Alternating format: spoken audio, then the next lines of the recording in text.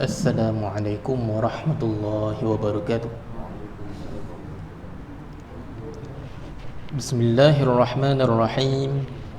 Alhamdulillahi rabbil alamin.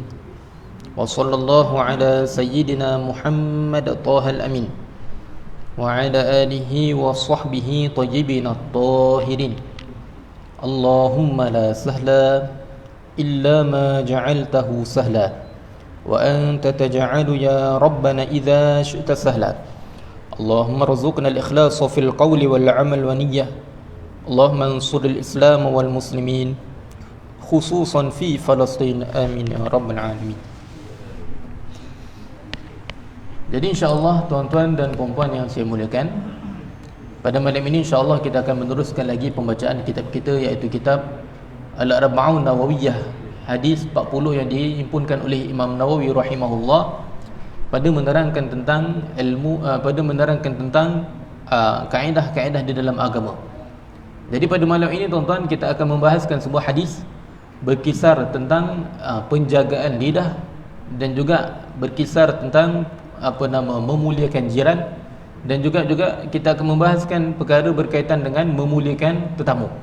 Jadi dengan niat yang ikhlas semata-mata kerana Allah Subhanahu wa taala, saya ingatkan diri saya, diri tuan-tuan, puan-puan, dalam setiap amal ketaatan kita ini, jangan lupa untuk kita hadirkan niat yang ikhlas semata-mata kerana Allah. Moga-moga Allah taala menerima amalan kita, amin ya rabbal alamin. Jadi tanpa membuang masa, kita akan lihat kepada hadis ke-15 insya-Allah. Di dalam kitab tersebut kata pengarang rahimahullah, al-hadithu al-khamis ashar, hadis ke-15, an Abi Hurairah radhiyallahu anhu an Rasulillah sallallahu alaihi wasallam qala, man kana yu'minu billahi wal yawmil akhir falyakul khairan aw liyasmut, wa man kana yu'minu billahi wal yawmil akhir falyukrim jarah, wa man kana yu'minu billahi wal yawmil akhir falyukrim dhaifah.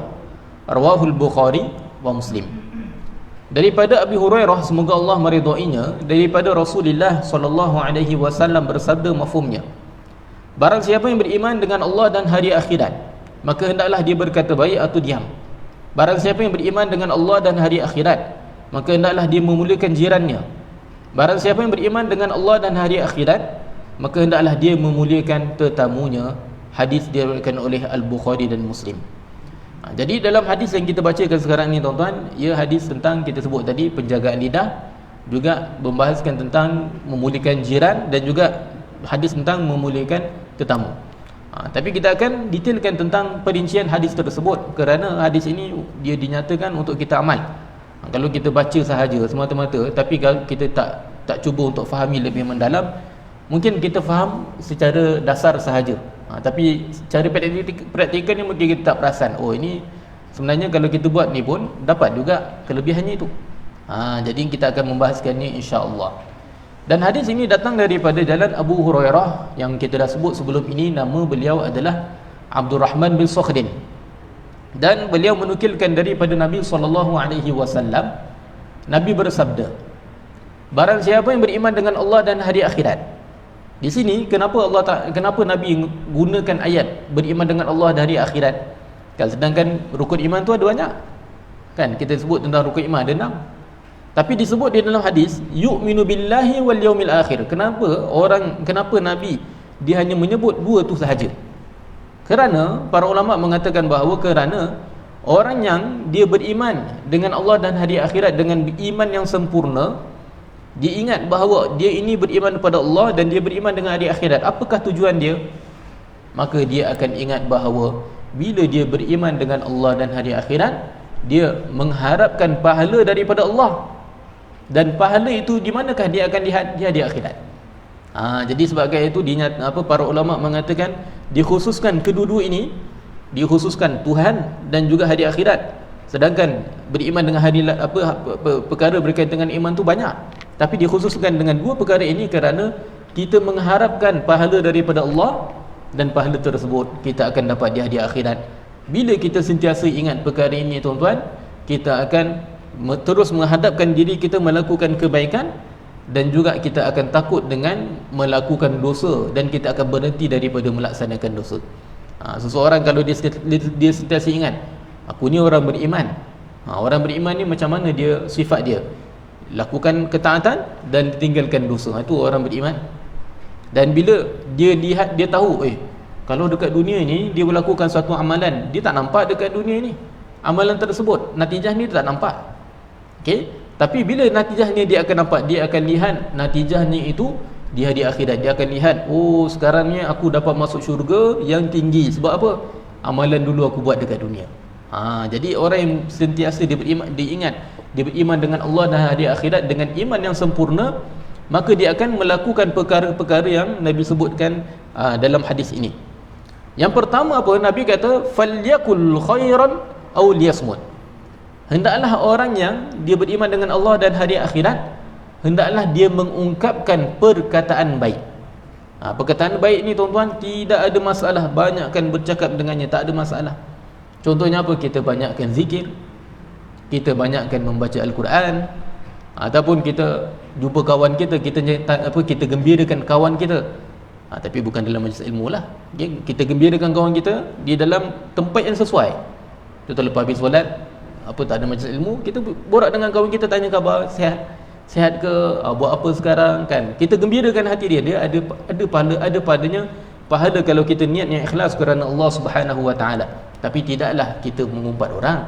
Zaman sekarang bila dia borak dengan kawan, dia gembira, tapi dia gembira dengan apa? Dengan maksiat dengan kawan dia. Dia berkata tentang jiran dia, dia berkata tentang orang, tentang sesuatu perkara yang orang itu tidak suka kita sebut. Jadi jatuh pula dalam maksiat. Tidaklah kita buat seperti itu.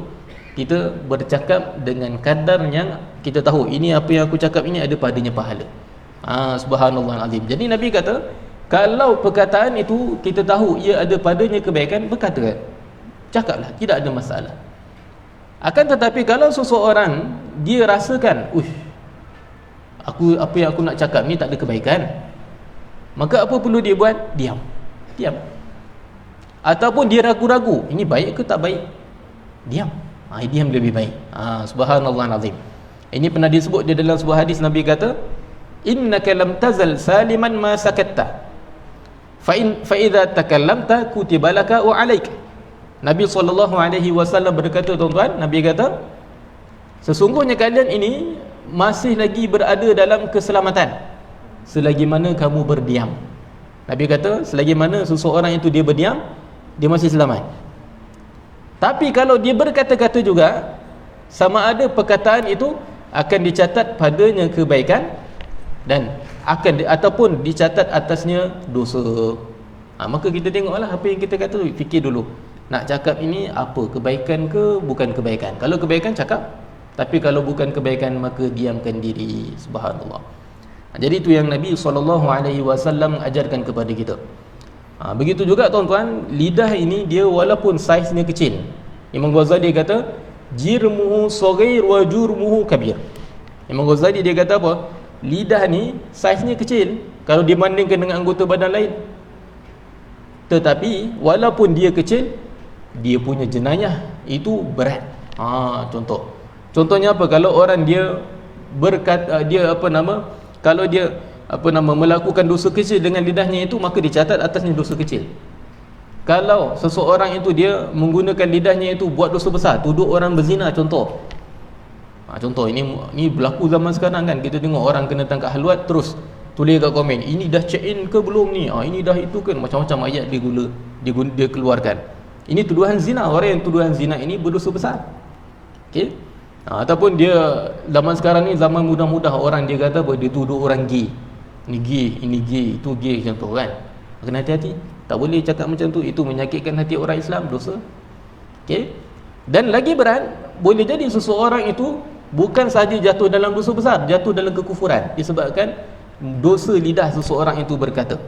Sebab Nabi pernah sebut dalam sebuah hadis, Nabi kata, innal abda la yatakallamu bil kalimah la yara biha ba'sa yahwi biha fin nari 70 kharifan.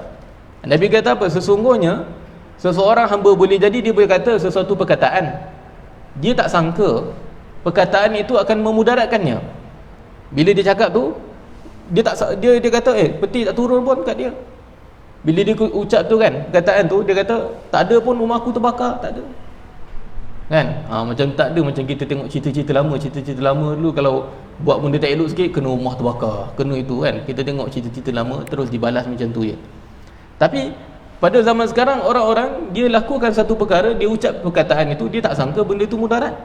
Tapi Nabi kata dalam sebuah hadis, Nabi kata disebabkan perkataan itulah orang itu dihumban masuk dalam api neraka, dan dia bukan semata-mata masuk dalam api neraka, bahkan dia dihumban duduk bersama dengan orang kafir. Orang kafir ini, mereka ini kalau dia meninggal, mereka terus masuk ke dalam satu tempat, dan tempat tersebut adalah tempat turun ke bawah 70 tahun. Kalau seseorang nak turun ke bawah, nak sampai ke tempat orang kafir ini, ambil masa 70 tahun baru sampai ke bawah, tuan-tuan. Subhanallah azim, ini dinamakan dasar neraka. Dasar neraka ini hanya khas orang yang bukan Islam sahaja akan duduk di dalamnya. Subhanallah. Jadi kita faham daripada hadis, Nabi kata ada orang dia berkata sesuatu perkataan, dia tak sangka perkataan itu mudarat. Dia boleh jadi dia bergurau, boleh jadi dia berlakon, boleh jadi dia dalam keadaan marah, dia sebut perkataan yang menyebabkan dia jatuh murtad tu. Tetapi ini bukan satu keuzuran baginya. Nabi kata yahwi biha finnari sab'ina kharifa. Orang ini dia akan jatuh ke dalam neraka, yang mana tempat tersebut khas bagi orang kafir sahaja dia masuk dalam sesaan tersebut. Jadi sebabkan itu tuan-tuan kena berhati-hati. Okey, dosa lidah ni bukan kecil, dia ada yang kecil, ada yang besar, ada yang kekufuran pula. Jadi kena berhati-hati dengan lidah ini walaupun saiznya kecil. Subhanallah azim, pada zaman kita sekarang tuan-tuan, ada ramai orang dia gunakan lidahnya ini dengan digunakan kepetahan berkata-katanya itu, tapi digunakan kepetahannya itu bukan pada tempatnya. Saya pernah tengok tuan-tuan, ada sebagian orang dia motivator kan. Motivator ni kita tahulah dia motivate orang buat benda baik, itu baguslah. Tapi kalau dia mula mengungkapkan sesuatu ayat Al-Quran, kemudian dia goreng-goreng ayat Al-Quran, dia contohlah ayat ini sedangkan turun pada tempat lain, tapi dia letak pada tempat yang tidak sepatutnya, dia letakkan pada kes yang tak tepat contoh. Maka tak boleh kita buat seperti itu, sebab kita takut kita tergolong di antara orang yang berdusta atas Allah. Orang yang berdusta atas Allah ini dosa haram. Begitu juga ada orang yang dia menokok tambah Al-Quran. Saya pernah lihat ada sebagian motivator, dia keluarkan, dia kata apa? Dia kata Allah Ta'ala berkata sekian. Bila kita tanya, betul ke? Daripada surah mana? Ayat apa? Dia kata ada dalam ayat Al-Quran tu ini. Bila kita cek balik, rupanya tak ada pun. Apa yang hampir makna dengan apa yang disebut pun tak ada. Maka kat sini tuan-tuan kena berhati-hati dengan lidah. Boleh jadi orang itu dia tergolong di antara orang yang berdusta atas Allah Subhanahu wa taala. Dan lebih berat lagi, boleh jadi seseorang kalau dia buat satu perbuatan menokok tambah Al-Quran. Kalau dia nokok tambah, dia tambah ayat Quran tak ada dalam tu, tapi dia menokok tambah dengan sengaja dan dengan degil, bukan dengan kejahilan, dengan degil. Degil ni maksudnya apa? Maksudnya dia dah baca Quran, dia dah tahu dalam ayat Quran tak ada ayat tu, tapi dia tambah, dia main letak aja. Dia tahu ayat Quran ni seperti ini, tapi dia sahaja tambah degil. Sebab degil, bukan sebabkan kejahilan. Maka orang ini tuan-tuan, apa ulama dia kata? Kalau kita lihat di dalam kitab Sulamut Taufiq karangan Syekh Abdullah bin Husain bin Tahir, ulama Hadramaut, dia kata apa? Orang yang menambah satu huruf di dalam Al-Quran, sedangkan para ulama telah mengatakan huruf tersebut memang tak ada dalam Al-Quran, maka apa hukumnya? Jatuh murtad. Para ulama dia telah sepakat dalam Al-Quran tak ada huruf tu, walaupun dia tambah satu huruf. Maka para ulama dia kata apa? Dia kata orang ini disebabkan kedegilannya dia telah jatuh murtad. Yang disebut di dalam kitab Sulamut Taufiq, tuan-tuan. Tapi kalau ada orang contoh dia tambah ayat Al-Quran, boleh jadi dia tambah-tambah, tapi disebabkan dia lupa. Kan contoh ada orang dia hafal Quran, tapi dia terlupa, dia pun tembak je lah ayat, tambah, sebut je lah mana-mana. Bukan dia degil, dia tak degil, dia lupa. Jadi dalam hal ini tuan-tuan, dia hanya berdosa sahaja, tidaklah jatuh ke dalam kekufuran. Dia berdosa sahaja sebab dia telah menokok tambah dalam Al-Quran, tapi dalam keadaan dia jahil, bukan dalam keadaan dia degil.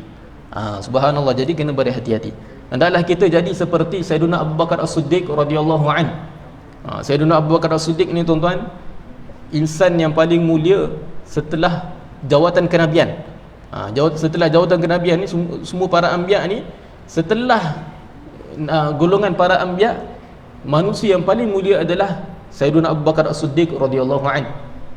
Beliau ini walaupun tinggi darjatnya, tidaklah dia goreng-goreng ayat Al-Quran, tidaklah dia mereka-reka ayat Al-Quran, tidaklah dia tambah sesuatu di dalam ayat Al-Quran yang tidak dinyatakan dalam Al-Quran.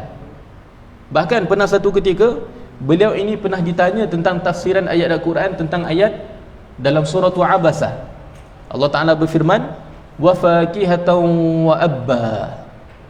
Kalau kita tengok ayat ni kan, wa fakihatan wa abba, berapa kalimah je, tak sampai 10 kalimah pun. Tapi dia tak, ada orang tanya apa maksud wa abba dalam ayat ni, maka dia terus jawab, dia kata apa? Aku tidak tahu. Selesai. Dia tak kata aku menurut pendapat saya maksud ayat ini adalah sekian-sekian, tak ada. Dia tak kata macam tu. Dia kata aku tidak tahu. Dan dia tambahkan lagi setelah itu, dia sebut apa? Dia kata, bumi manakah yang memikulku dan langit manakah yang menaungiku jika aku berkata tentang kitab Allah sesuatu yang aku tidak mengetahui tentangnya. Maknanya apa? Maknanya beliau tidak berani untuk tokok tambah Al-Quran dan tidak berani untuk mengatakan sesuatu perkara di dalam Al-Quran yang sebenarnya itu bukan yang dimaksudkan. Dia takut seperti itu, maka dia kata Allahu a'lam, aku tidak tahu. Habis, selesai. Ini pengajaran bagi kita, tuan-tuan. Kalau kita tidak ingat sesuatu ayat, maka kita berhenti, kan, kita tukar ayat lain. Ataupun kalau contoh kita mungkin teringat sesuatu ayat tapi kita tak pasti betul ke ayat ni, betul ke tidak, maka buat apa? Bukalah Quran, cek balik betul tak. Sekarang zaman mudah, bila boleh kita cek ayat Quran tu dengan mudah sahaja, tanpa perlu kita bergoring-goring, tak perlu kita menurut pendapat saya mungkin ayat Quran, tak. Sebab kita takut tergolong di antara mereka yang berdusta atas Allah Subhanahu wa taala. Okey, jadi tu kita sebut tadi bahayanya lidah ni, tuan-tuan. Kadang-kadang bawa kepada dosa kecil, kadang-kadang bawa kepada dosa besar, kadang-kadang membawa kepada keluar daripada agama Islam. Jadi kena jaga lidah ini, tuan-tuan. Kemudian dalam hadis ini Nabi SAW juga bersabda, Nabi kata, "Wa man kana yu'minu billahi wal yawmil akhir falyukrim jarahu." Barang siapa yang beriman dengan Allah dan hari akhirat, maka hendaklah dia memuliakan jirannya. Kat sini pun sama juga disebut Allah dan juga hari akhirat. Kenapa? Kerana orang yang dia melakukan suatu amalan, dia mengharapkan pahala daripada Allah, dan pahala tersebut akan kita lihat di hari akhirat nanti. Jadi apakah orang yang beriman ni dia buat kalau dia beriman dengan Allah dengan iman yang sempurna? Maka kata Nabi SAW, Nabi kata falyukrim jarah. Kat sini kita dengar baik-baik, tuan-tuan.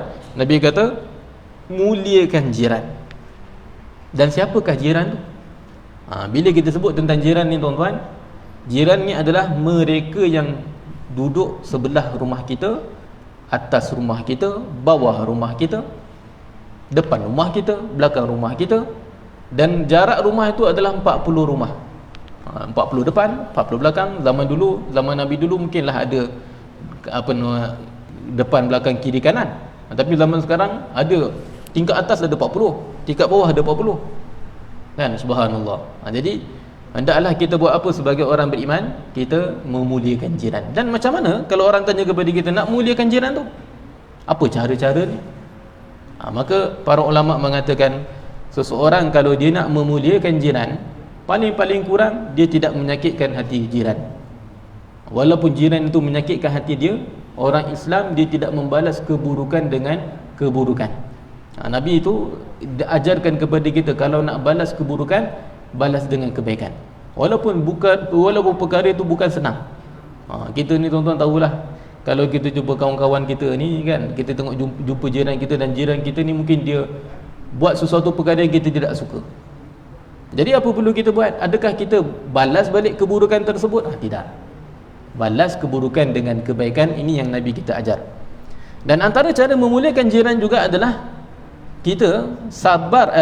Kalau kita mendapati jiran kita ini sakit, dah lama tak datang surau, dah lama tak datang majlis ilmu, tak jumpa lama dah, tanyalah khabar. Tanya, di mana haji ni, di mana hajah ni, dah lama tak nampak. Kita tanya dia, Ini antara cara kita memuliakan jiran. Free sahaja, tidak perlu bayar pun. Mungkin top up kena bayar lah, top up handphone kan. Tapi kalau dia dia tanya macam tu saja, free sahaja. Modal alio sahaja atau modal tulis sahaja. Subhanallah.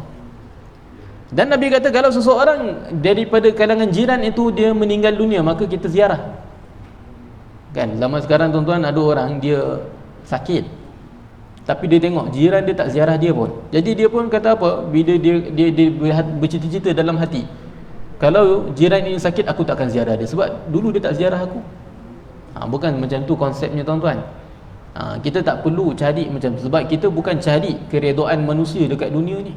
Kita mencari redha Allah. Kita mahukan pahala daripada Allah. Okay, kalau contoh kita ni tujuan kita daripada awal memang kita nak orang sanjung kita.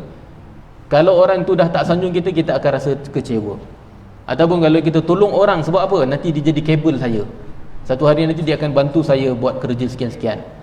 Tapi kalau kawan tu tak tolong kita, kita akan rasa sedih. Tapi kalau seseorang dia daripada awal dia kata apa? Aku tolong ini kerana Allah.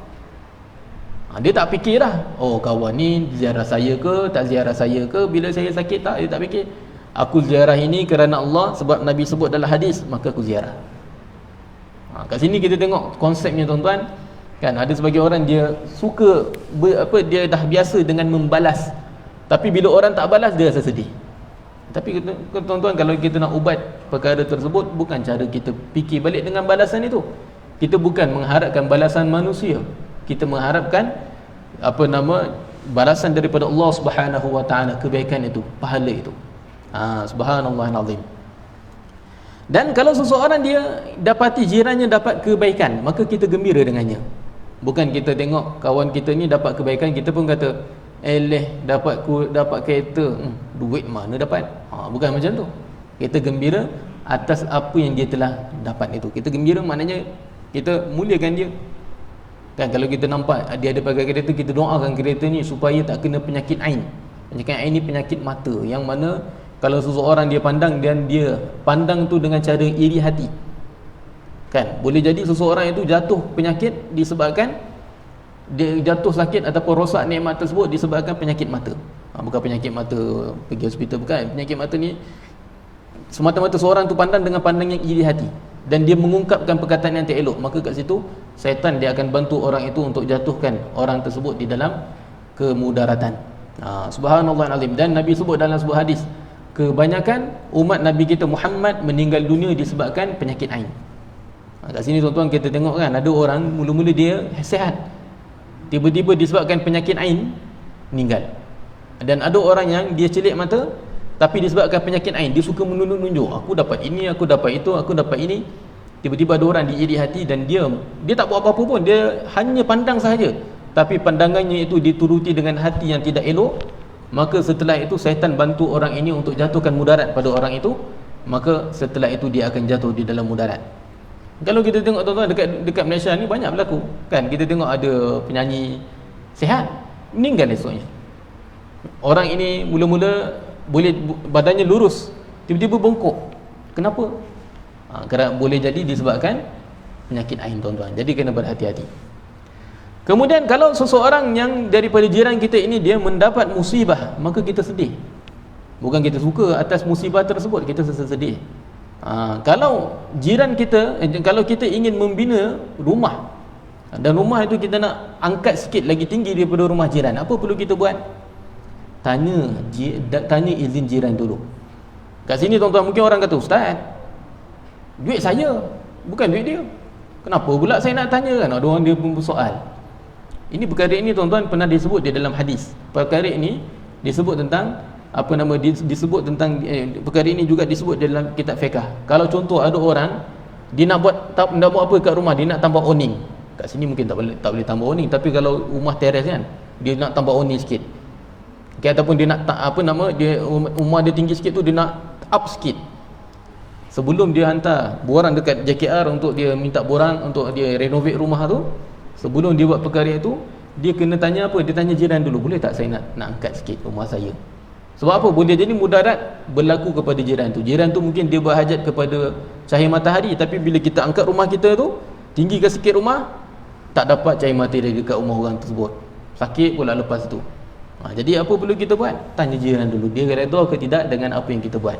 Walaupun tak ada kaitan pun dia dengan kita, walaupun duit tu bukan duit dia pun, tapi antara cara memuliakan jiran itu, tanya dulu jiran kita, adakah dia redha dengan perbuatan kita itu ataupun tidak. Dan kalau seseorang dapati ada jiran ramai, dia tak mampu nak bagi semua, tak mampu nak muliakan semua jiran. Pernah satu ketika berlaku dengan Sayyidatuna Aisyah. Sayyidatuna Aisyah ini, dia ada sesuatu, dia ada sesuatu hadiah. Dia nak hadiah kepada salah satu jiran yang dekat dengan rumah dia. Jadi Sayyidatuna Aisyah tanya kepada Nabi, aku nak bagi mana satu? Kan, hadiah tu cukup untuk seorang, untuk satu rumah. Maka Nabi kata, dahulukan mereka yang lebih dekat pintunya. Ini kaedahnya adalah dahulukan mereka yang lebih dekat pintu dengan rumah kita. Jadi Sayyidatuna Aisyah telah berikan hadiah tersebut dengan orang yang lebih dekat pintunya dengan rumahnya. Ini antara kaedah yang boleh kita amalkan. Kalau contohlah kita masak, kita beli durian contoh. Kan kita tak mampu nak bagi semua orang. Satu flat ni kita tak mampu, kita satu apartment semua kita tak mampu. Tapi kita mampu buat apa? Mampu bagi satu saja, dekat satu rumah saja. Dahulukan yang mana? Dahulukan yang lebih dekat dengan rumah kita. Itu yang Nabi kita ajarkan kepada Sayyidatuna Aisyah radhiyallahu anha. Dan jiran ini tuan-tuan ada 3 jenis, ada 3 keadaan. Ada jiran yang Islam, kemudian ada jiran yang Islam dan dia merupakan kerabat kita, keluarga kita, dan ada jiran yang dia bukan Islam. Jadi kat sini tuan-tuan, kalau seseorang dia memuliakan jiran yang bukan Islam, dapat tak pahala? Dapat pahala.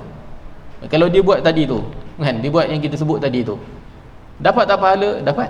Walaupun jiran itu bukan Islam, dia memuliakan jiran tu, walaupun dia bukan Islam, walaupun orang yang dimuliakan itu bukan Islam, orang ini yang memuliakan ini dapat pahalanya. Sebab dia melaksanakan apa yang Nabi anjurkan. Dan kalau seseorang dia dapati jiran dia itu Islam, dan dia jiran, maka kalau dia buat kebaikan kepada jiran yang Islam ini, dia dapat 2 kebaikan. Dia buat baik kepada jirannya, dan juga dia buat baik kepada orang Islam. Subhanallah, dapat 2 kebaikan. Tapi kalau jirannya itu kaum kerabat, dia dapat 3 kebaikan. Dia dapat, kalau dia buat baik kepada orang itu, dia dapat pahala disebabkan ukhuwah Islam itu, kemudian dia dapat pahala disebabkan dia memuliakan jiran, dan dia dapat pahala disebabkan dia memuliakan kerabatnya. Ada 3 dia dapat. Jadi kat sini tengoklah tuan-tuan, zaman kita sekarang ini macam mana kita nak muliakan. Tengok kepada mana yang kita muliakan itu. Pernah satu ketika tuan-tuan, mungkin orang tanya, ustaz, tadi ustaz kata kena muliakan jiran yang bukan Islam, kan, adakah itu ada ke kisah-kisah para sahabat buat? Ada, pernah berlaku dengan salah seorang para sahabat, namanya Sahal Tustari. Ini mungkin saya pernah cerita, saya tak ingat adakah saya pernah cerita ataupun tidak. Tapi kat sini kita nak cerita tentang apa, kalau kita cerita banyak kali pun tak ada masalah, sebab dia ada faedah untuk diri kita. Sahal Tustari tuan-tuan ada jiran, dan jirannya itu dia mengikut fahaman Majusi. Majusi ini tuan-tuan adalah mereka yang menyembah cahaya dan juga mereka yang menyembah kegelapan. Dan kalau kita nak tengok mereka ni kalau kita nak tengok logo mereka ni, logo mereka tu selalu kalau kita tengok dalam cerita kungfu tu, kan, dia tulis yin dan yang. Itu logo kufur, jangan kita pakai, jangan kita gantung dekat baju, jangan kita buat tatu. Saya pernah tengok ada orang Islam dia buat tatu yin dan yang. Dia suka apa? Dia suka dengan kungfu, tapi tak boleh. Okey, haram. Seperti mana kalau kita pakai salib, haram, kan, begitu juga haram untuk kita memakai logo yang bukan agama kita ini tuan-tuan. Jadi golongan orang Majusi ini dia jahat. Dia buat apa? Dia rumahnya lagi tinggi daripada Sahal ini. Jadi rumah ini dia buat apa? Dia telah buka laluan tandasnya itu pergi ke rumah Sahal. Kan, laluan tandas tu betul-betul jatuh depan rumah dia. Jadi kalau dia buang air, pastilah air tahi tu akan jatuh ke rumah yang telah dibuka jalan tu, kan. Tapi Sahal tu tadi ni dia buat apa tuan-tuan? Dia ingat ajaran Nabi, dia tidak dia tidak membalas keburukan dengan keburukan, dia balas keburukan dengan kebaikan. Jadi dia buat apa? Setiap hari dia akan bersihkan tahi tu dan dia buang. Kita kat sini tuan-tuan, kalau berlaku dengan kita, hari pertama dah viral lah. Dah masuk bulan dah. Oh, media ke apa ke kan. Dah masuk, dah viral lah. Tapi kat sini tuan-tuan, Sahal Tustari dia orang yang tawaduk, dia tahu apa yang Nabi ajar. Tidak membalas keburukan dengan keburukan, balas keburukan dengan kebaikan. Jadi perkara ini berterusan hari-hari. Kalau ada tai lah, kalau ada kencing lah, dibersihkan setiap hari tuan-tuan. Tidak balas keburukan dengan keburukan. Sehinggalah Sahal Tustari ni nak meninggal dunia, nak meninggal pada hujung hayatnya. Pada waktu dia telah nazak, dia panggil jiran Majusi ini. Dia kata apa pada jiran Majusi ini? Dia kata, wahai jiran, saya ni ada cucu, ada anak. Kalau kamu tak alihkan laluan tandas itu ke rumah saya, boleh jadi cucu cicit saya ni akan bergaduh dengan kamu.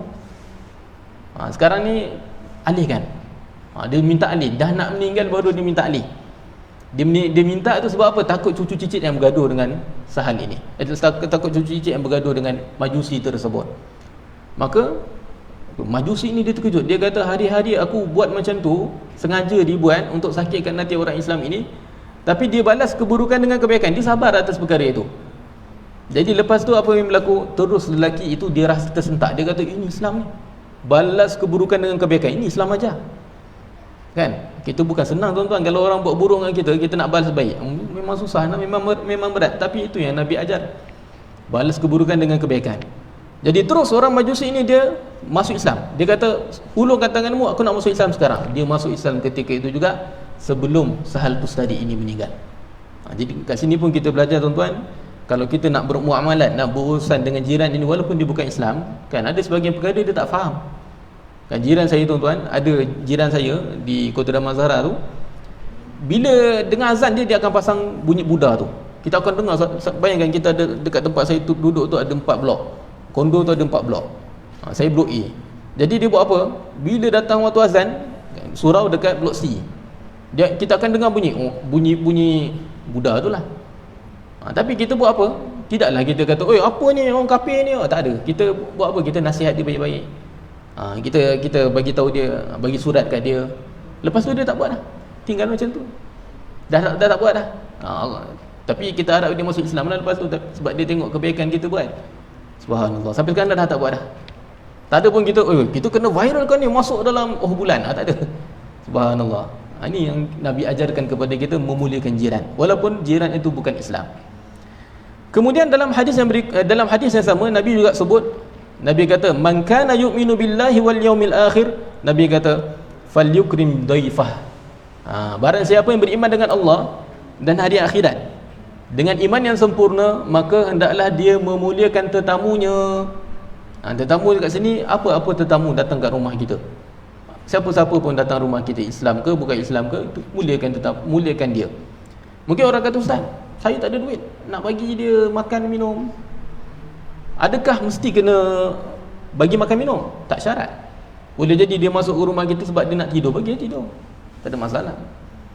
Kalau dia berhajat kepada contoh pertolongan, dia suruh tu buat apa, tolong saya jap, tunjuk saya cara macam mana nak ini buat itu, kita tolong dia walaupun kita tidak kenal dia. Tapi kalau dia Islam dan kita nampak dia ni orang baik, kita segera untuk tolong dia, sebab kita nak beramal dengan hadis Nabi SAW. Pernah satu ketika Sayyidina Ali radhiyallahu anhu, Sayyidina Ali ni dia orang yang pemurah. Dia pernah memuliakan orang yang datang daripada jauh. Ada orang datang daripada tempat jauh, dan orang tu orang asing, bukan orang tempatan. Jadi Sayyidina Ali dilihat orang ini kulu kile nak buat apa. Jadi Sayyidina Ali dia panggil orang tu, jom kamu datang rumah saya tidur 3 hari, tidur, bagi makan bagi minum free saja. Lepas hari ketiga baru Sayyidina Ali tanya, kamu nama siapa? Daripada mana? Ini sebab apa? Sebab dia nak memuliakan tetamu tu, dia nak beramal dengan hadis. Subhanallah azim. Ini yang disebutkan oleh para ulama. Begitu juga antara cara kita nak memuliakan tetamu adalah kita memberikan makan dan minum. Ni sekarang baru guna duit sikit lah nak bagi makan minum. Tapi mesti kita kena makan banyak-banyak ke? Tak syarat. Nabi SAW pernah menyebut kepada kita, afdalus sadaqati al-ma. Nabi kata apa? Nabi kata, antara perkara yang afdal untuk disedekahkan adalah air. Dan air kat sini bila kita sebut dalam bahasa Arab, maksudnya air mutlak ni, air mutlak ni. Air kosong, air kosong. Kita bagi tetamu kita minum air kosong, dapat pahala. Dapat pahala yang afdal itu. Okay, pernah satu ketika tuan-tuan, saya belajar dekat Lubnan dulu kan. Saya pernah datang ke rumah tuan guru saya. Tuan guru saya ni dia kalau kita kata macam agak loaded sikit lah, kaya sikit lah, dia ada bisnes lain. Dia mengajar dan juga dia ada bisnes lain. Jadi kita datang rumah dia besar kan? Jadi bila datang rumah dia kan, dia bagi air kosong je, bagi air kosong. Tapi kita orang Melayu, kita tidaklah mengungkit. Bila kita orang Melayu kita ni ada satu sifat yang kita selalu rendah diri terhadap guru. Jadi bila kita nampak guru ni dia bagi air kosong, dia bagi air kosong, dah terima je lah, minum je lah, dia nak memuliakan tetamu. Dan setelah itu terus dia kata, Nabi SAW kata, afdalus sadaqati alma. Nabi kata seafdal-afdal perkara yang boleh disedekahkan adalah air kosong. Jadi lepas tu kita pun minum, beramal dengan hadis, dah habis. Dia gembira. Lepas tu baru dia keluarkan air, makan, minum. Dia selalu nak uji orang Melayu, macam mana orang Melayu ni sabar ke tak sabar. Sebab ada sebagai orang yang bukan Malaysia, contoh orang Jordan ke, orang Arab sebagian tu, mereka memang dia ada sifat action sikit. Datang rumah mesti kena bagi makan kambing, mesti bagi makan nasi kabsah ke, nasi mandi ke, itu biasa di sisi mereka. Tapi kalau kita bagi air, dia pelik sikit lah, kata bagi air kan, subhanallah. Tapi itu antara perkara yang Nabi anjurkan kan. Nabi kata sedekah antara yang afdal itu adalah bagi air kosong. Okey, subhanallah. Dan juga kalau kita lihat kepada satu kisah yang disebutkan oleh Imam Baihaqi di dalam kitabnya, dan perkara ini disebutkan perkara ini tentang Sayyidina Ibrahim. Nabi Ibrahim alaihissalam ni tuan-tuan juga digelar dengan Abu Difan. Abu Difan ni apa? Abu Difan ni kalau kita terjemah secara literalnya maksudnya bapa tetamu. Tapi bukan maksudnya dia bapa tetamu, maksudnya orang suka buat muliakan tetamu, itu maksud dia. Jadi Nabi Ibrahim alaihissalam dinamakan sebagai Abu Difan. Sebabkan apa? Sebabkan dia ni baginda alaihissalam kalau nak makan, baginda dia akan makan, dia akan cari orang, siapa nak makan dengan saya ni, jadi tetamu dia. Okey, sampai kan kalau dia nak makan tu, dia sanggup keluar daripada rumah, dia akan cari siapa nak jadi tetamu saya ni, makan dengan saya. Dekat sini kita tengok tuan-tuan, ini antara perkara yang dibuat oleh Sayyidina Ibrahim. Nabi Ibrahim alaihissalam dia memuliakan tetamunya, okey, dengan memberi makan kepada orang tersebut walaupun tak kenal.